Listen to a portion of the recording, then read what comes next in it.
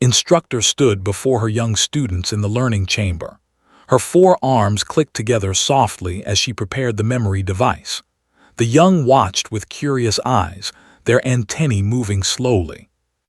"Today," said, "I will show you why we trust humans, why we fight beside them, why we never fight against them."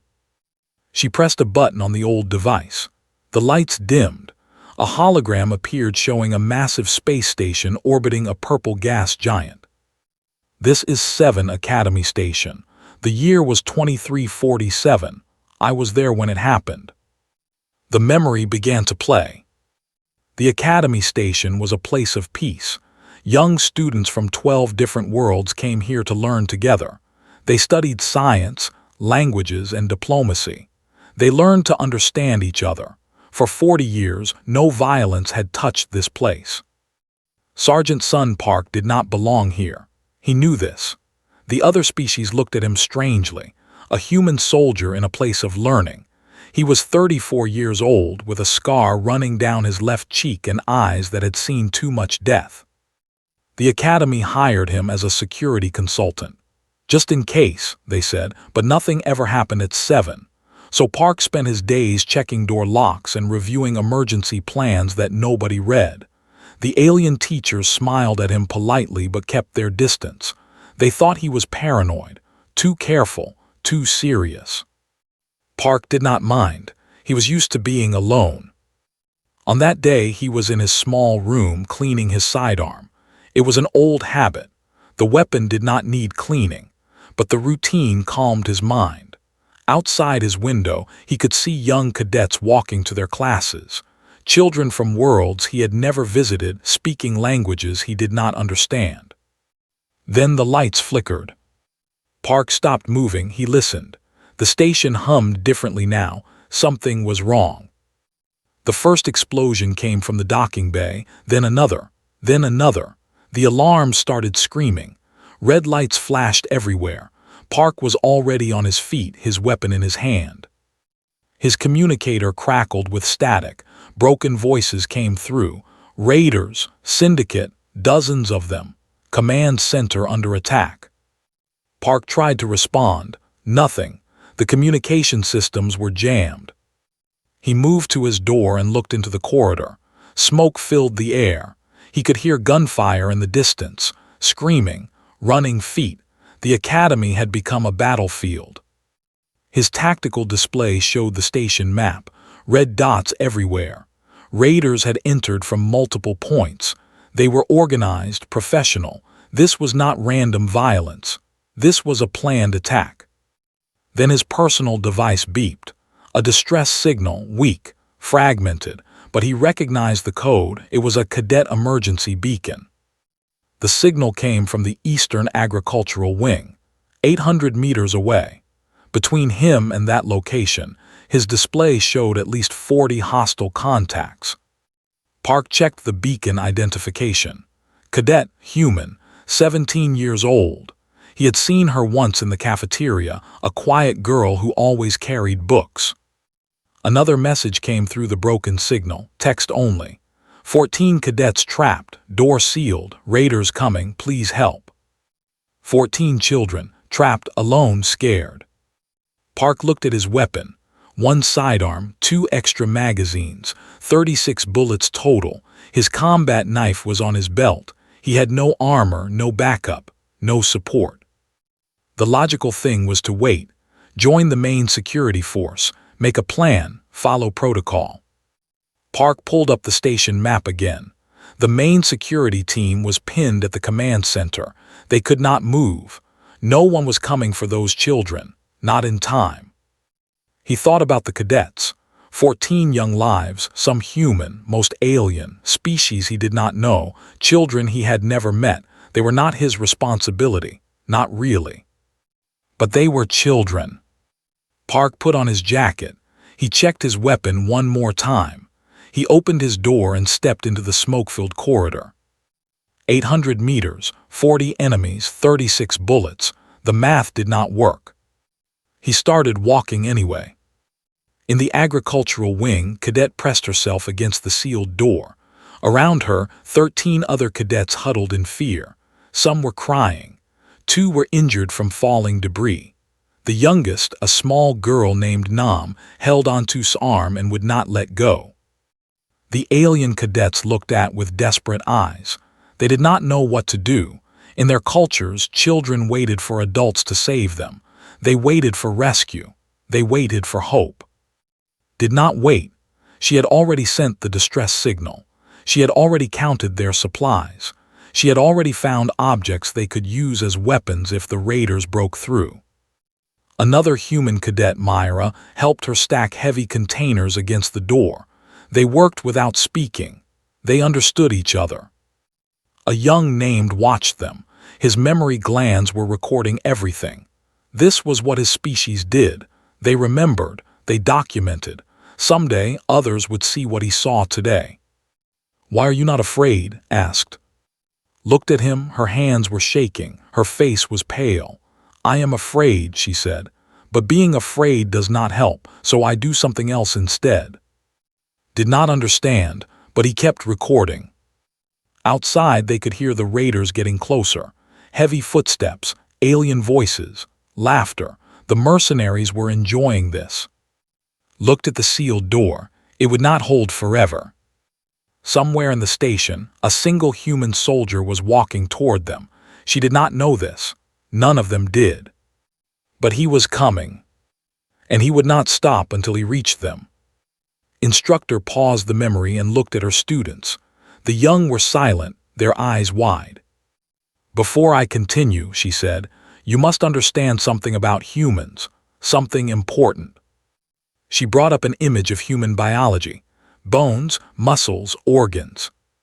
Most species in the galaxy evolved in one of 2 ways.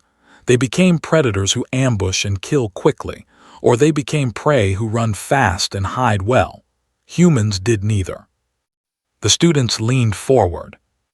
Humans became persistent hunters. They do not run fast, they do not have claws or fangs, but they have something more terrifying. His voice dropped low. They never stop.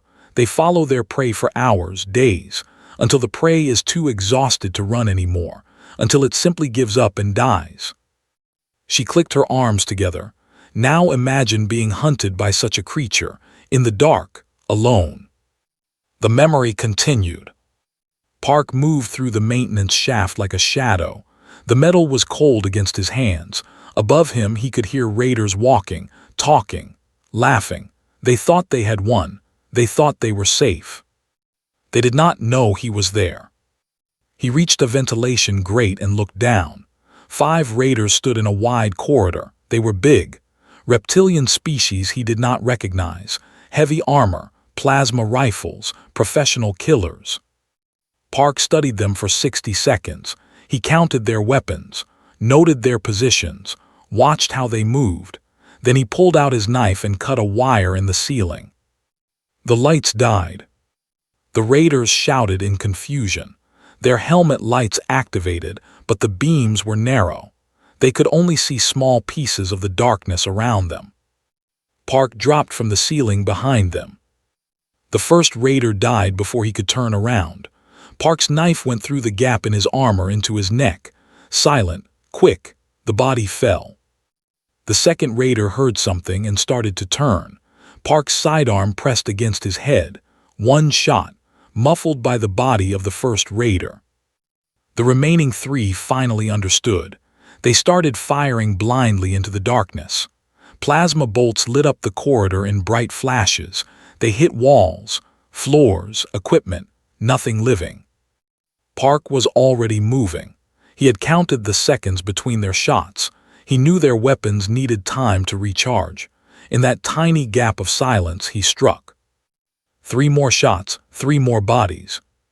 12 seconds, 5 dead. Park checked his ammunition. 31 bullets left. He kept moving. Raid leader stood in the central hub, watching reports come in on his tactical display. The attack was going well. The station's security was trapped. The valuable cargo was being loaded onto their ships. Everything was on schedule. Then a report came in. 5 of his men were not responding. Frowned, he sent a team to check. They found 5 bodies in a dark corridor. No survivors, no witnesses. Equipment failure, his second-in-command suggested. Maybe a power surge killed them. Looked at the bodies on the video feed. Clean kills, professional kills. This was not an accident. Find out what did this, he ordered. More reports came in over the next hour. 2 more raiders found dead in a storage room. 3 more in a side corridor. 1 strangled with his own equipment strap. The raiders began talking in nervous voices. They called it a ghost, a demon, something unnatural hunting them in the dark places of the station. Did not believe in ghosts, but he was starting to believe in something else, something worse. It is the human, said finally. The security consultant. He was not at the command center. He must be loose in the station. Pulled up Park's file. A military record filled with classified information. Combat deployments to 6 different worlds. Survival training. Close quarters combat expert. 1 human, said slowly, doing all this. Should we hunt him? Thought about his men. Good fighters, experienced killers, 11 of them dead already, killed by 1 human with a pistol and a knife. For the first time in many years, felt something cold in his stomach. He did not recognize the feeling at first. Then he understood. It was fear. In the agricultural wing, the cadets waited in silence. Hours had passed. They could hear fighting somewhere far away. Explosions, screams. The raiders outside their door had stopped laughing. Cadet kept recording. His memory glands captured everything. The fear on alien faces, the tears of young children, the 2 human girls who sat by the door holding metal pipes ready to fight. Why do they not cry? Another cadet asked quietly, pointing at Admira. Watched the humans carefully. Their hands were steady. Their eyes were cold. They were afraid, he could see that, but they had put their fear somewhere else, somewhere deep inside, and in its place they had put something harder. I do not know, admitted, but I am glad they are here with us. Outside, the raiders received new orders from stop looking for the ghost, regroup, fall back to the agricultural wing, take hostages, use the cadets as shields. The hunters were becoming the hunted. And somewhere in the darkness, Park heard their communication. He heard them say cadets and hostages. He stopped walking. He started running. Stopped the memory again. Her students were gripping their seats. Some had forgotten to breathe. I must explain something else now, she said. About human bodies, about what makes them survive when they should die. She showed new images, chemical formulas, brain scans, heart monitors. Humans have a chemical called adrenaline. When danger comes, their bodies release it. Their hearts beat faster. Their muscles become stronger. They feel less pain. They can do things that should be impossible. 1 young student raised a thin arm. But all species have stress responses, instructor. Yes, agreed. But humans have something more. They can choose to keep fighting when their bodies tell them to stop. They can push through injuries that would make us fall. They can decide that they will not die. Not yet. Not until they finish what they started. She paused. And they have one more thing, a concept that does not translate well into our language. They call it spite. What is spite? Antennae moved slowly. It is when you keep going specifically because someone wants you to stop. It is refusing to lose even when losing is logical. It is the most human thing I know. The memory continued. Park reached the fortified checkpoint. 20 raiders had built a strong position here. Heavy weapons, good cover, a killing zone that no one could cross alive. He was bleeding from a wound on his arm, a lucky shot from a raider he had killed 10 minutes ago. The blood dripped slowly onto the floor. He ignored it. For 5 minutes he studied the checkpoint. He counted guards, noted positions, found weaknesses. There were not many. Then he smiled. It was not a happy smile. The agricultural wing was nearby. It had chemicals, fertilizers, things that burned. Park moved silently to a supply room. He found what he needed. He worked quickly, mixing compounds. His military training had taught him many things. Some of them were ugly. He made fire. The chemical mixture ignited in the ventilation system. Thick smoke poured into the checkpoint. Raiders coughed and stumbled. Their sensors went blind. Their formation broke. Park came through the smoke like something from a nightmare. He shot the first 3 before they could aim. He used a dead body as a shield while he killed 2 more. A raider swung a blade at him and caught his thigh. Park felt the pain but did not stop. He broke the raider's neck with his bare hands. Plasma fire burned his shoulder. The armor plating of his jacket took most of it, but the heat seared his skin. He kept fighting. 90 seconds, 8 raiders dead. The survivors ran.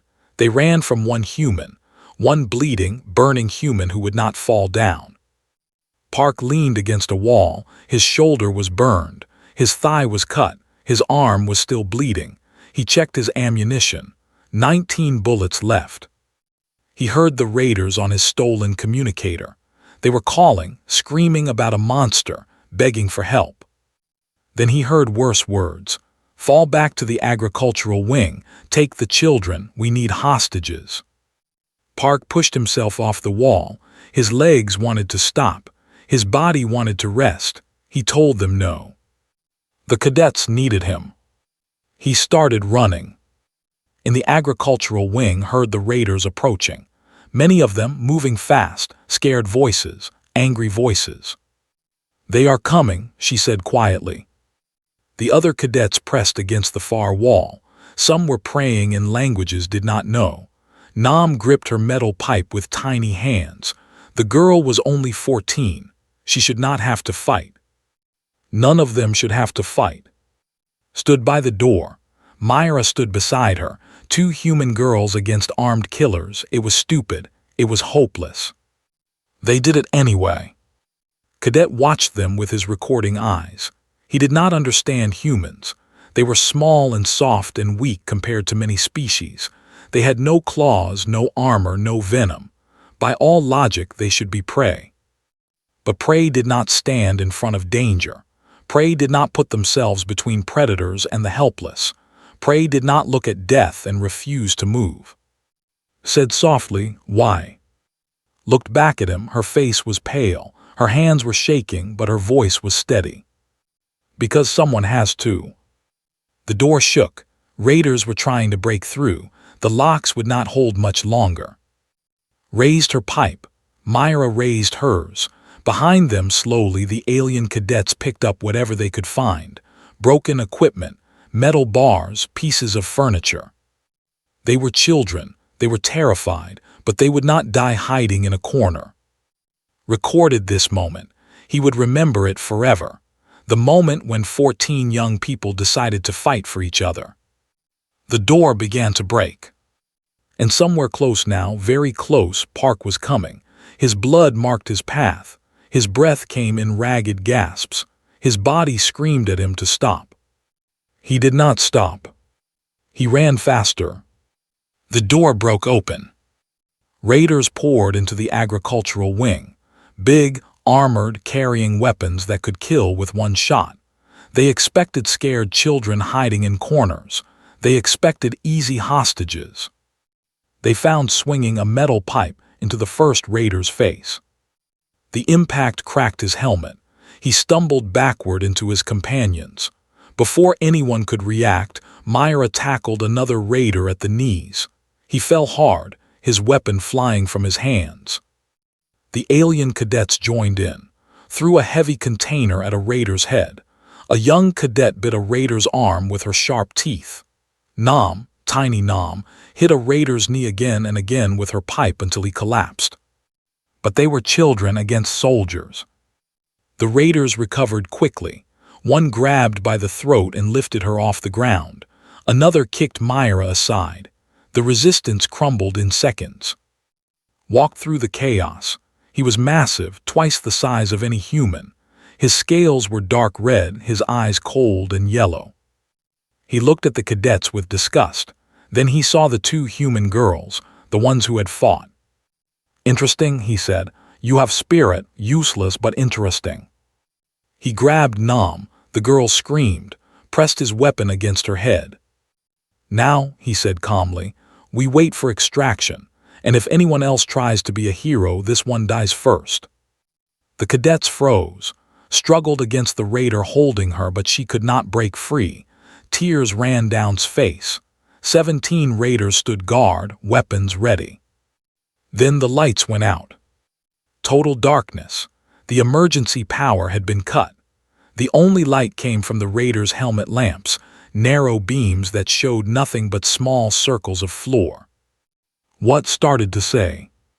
The ceiling exploded. Park dropped into the room like a falling star. His first shot killed the raider holding. His second and third killed the 2 nearest guards. Before their bodies hit the ground, he was already moving. The raiders fired blindly. Plasma bolts lit the darkness in bright flashes. They hit walls, equipment, each other. They could not see him. He could see everything through his helmet's sensors. What happened next, the cadets would never forget. Park moved between the raiders like water through rocks. Every step had purpose. Every shot found its target. When his gun clicked empty, he used his knife. When his knife stuck in a body, he used his hands. He positioned himself always between the weapons and the children. Bolts that might have hit cadets hit him instead. He took them. He kept fighting. A raider charged at him with a blade. Park broke his arm, took his blade, and killed him with it. 2 more tried to flank him. He shot one and strangled the other with his own equipment. 13 seconds. That was how long it lasted. Galactic military academies would later study those 13 seconds. They would call it the most efficient close-quarters combat ever recorded. They would use it to train their best soldiers. But in that moment, there was no analysis. Only violence and darkness, and one human who refused to let children die. Still held, his weapon still pressed against her head. He was the last one standing. All around him, his men lay dead or surrendering. "Stay back," he screamed. "I will kill her, I will." Park's knife left his hand. It crossed the room faster than could pull the trigger. The blade buried itself in the raid leader's eye. Fell with him, but she was alive, crying and shaking but alive. The emergency lights flickered on. Red light filled the room. Park stood in the center of the carnage. His shoulder was burned. His thigh was cut. His arm was still bleeding. New wounds covered his body. He was shaking. 12 raiders were dead. 5 were on the ground, hands raised in surrender. All 14 cadets were alive. Park took one step toward to make sure she was okay. Then his legs stopped working. He fell against the wall and slid down to the floor. Blood pooled beneath him. His vision was going dark. Ran to his side. She pressed her hands against his worst wound, trying to stop the bleeding. "Help," she screamed. "Someone help him." Park looked up at her. His voice was weak, barely a whisper. "Everyone okay?" Was crying now. This man had crossed 800 meters of hostile territory. He had killed over 30 raiders. He had taken wounds that should have killed him 3 times over, and his only question was about them. "Yes," she said. "Yes, we are okay because of you." Park smiled, a small tired smile. "Good," he said. "That is good." Then his eyes closed. Recorded everything. The blood, the bodies, the human soldier who looked so small now, lying against the wall. He recorded the cadets gathering around him, trying to keep him alive until help arrived. He recorded Nam, still shaking, crawling to Park's side and holding his hand. "Do not die," she whispered. "Please do not die." The station's main security force arrived 10 minutes later. They found 14 cadets protecting an unconscious human soldier. They found 5 surrendered raiders and 12 dead ones. They found a legend being born. The memory ended. The classroom lights returned to normal. Students sat in complete silence. Some had tears on their faces, Others looked changed somehow, older. "He survived," said softly. "Sergeant Park spent 3 weeks in emergency care. The doctors said he should have died 6 times during his journey through the station. His heart stopped twice on the operating table. Both times it started again." She made a soft clicking sound, her species equivalent of a sad laugh. "The doctors said he was too stubborn to die. I think they were right." Walked slowly around the classroom, her forearms folded behind her back. Sergeant Park received the Galactic Cross of Valor. He was the first human to receive this honor. Leaders from all 12 allied worlds attended the ceremony. They wanted to shake his hand. They wanted to give him medals and titles and rewards. She paused by the window. Outside, ships moved slowly against the stars. He refused most of it. He attended the ceremony only because the cadets asked him to. He accepted the medal only because Nam placed it around his neck herself. Then he went home. He never gave interviews. He never wrote books. He disappeared into quiet retirement. A student raised her hand. "What happened to the cadets?" Smiled. "I am glad you asked." She brought up images, faces, names. Cadet became a historian. He dedicated his life to documenting human actions during the great conflicts. His recordings from 7 are now studied at every military academy in the galaxy. Another image, a confident young woman in diplomatic robes. Cadet Nam became Ambassador Nam, the youngest human ambassador in galactic history. Her first official act was establishing a memorial on 7 Station. Every year, she returns there to place flowers. More images, soldiers, scientists, teachers. 3 of the 14 became soldiers. They said they wanted to protect others the way Park protected them. 2 became diplomats working for peace between worlds. The others spread across the galaxy, carrying their experience with them. Returned to the front of the classroom. And another student asked. Cadet became doctor. She specializes in trauma medicine. She saves lives every day. When reporters ask why she chose this path, she always gives the same answer. His voice softened. She says, "Because someone once saved mine." The instructor looked at her students carefully. They were young, innocent. They had never seen violence. They did not understand war.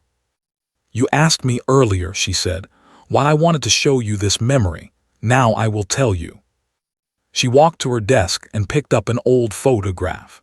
It showed a younger standing next to a tired-looking human with a scar on his cheek. 20 years ago, I asked Sergeant Park a question. I asked why he did it. Why he almost died for children who were not his species. Children he had never met. Children he owed nothing to. Her antennae moved slowly. He looked at me with confusion, as if the question made no sense to him. Then he said something I will never forget. The classroom was completely silent. He said they were kids. What else was I supposed to do? Set down the photograph. That is what humans are. They do not help others because of duty or reward or logic. They help because they cannot imagine not helping. They run toward danger because standing still feels wrong to them. They protect strangers because strangers are just friends they have not met yet. She looked at each student in turn. This is why we stand beside humans. This is why we trust them with our children, our secrets, our futures. Not because they are strong, though they are. Not because they are clever, though they are. But because when the darkness comes, they light themselves on fire just to show others the way. The class ended. Students filed out quietly, their minds full of new thoughts. Remained behind. She looked at the photograph one more time. Far away on a small planet with green hills and blue oceans, an old man sat by his window. His hair was gray now. His scars had faded. His hands, once so steady with a weapon, shook slightly as he held a letter. The letter was from.